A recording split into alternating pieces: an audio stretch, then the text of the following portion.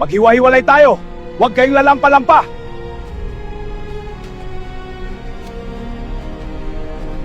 Bong, pinatawag kita dahil ikaw ang gusto kong mag-backup nila Sara Duterte at Robin, kasama mo ang mga ex-marine.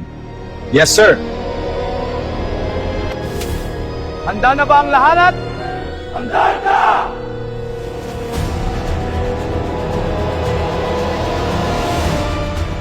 Let's go! Kailangan mahanap natin sila at mahuli, buhay man o patay!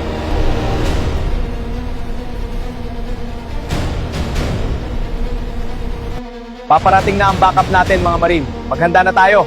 Mabuti kung ganun. Inday, kailangan manalo ka ng presidente sa pagdating eleksyon. Ikaw na lang ang pag-asa ng ating bansa. Seryoso ka ba, Robin?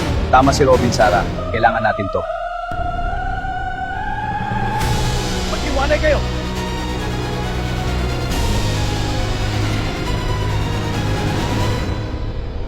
Boeing, nagtagpo rin ang ating landas. Tore, ikaw pala yan. Hindi tayo magkalaban dito. Baka nakalimutan mo. Kaya dahilan na matanggal lang sa pwesto. Tore, kailangan natin magkaisa. Iisa lang naman layawnin natin, papagsakin ang mga Duterte. Dahil kung hindi, pareho tayong pulutin sa kangkongan kung naging presidente si Sara Duterte. Sige, pero hindi makalimutan ang ginawa ninyo sa akin.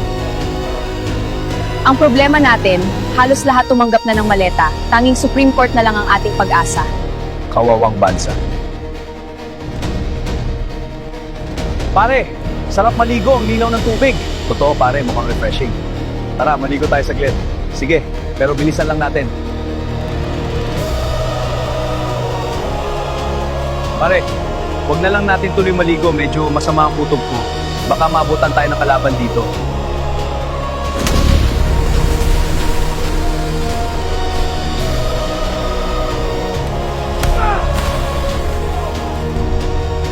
Sige, bilisan nyo sa paglakad!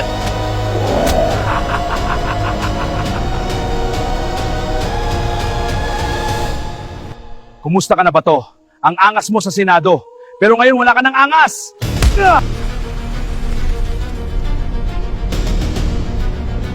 Oo, maangas ako para sa bayan. Ikaw, Tore, maangas ka lang sa taong walang kalaban-laban.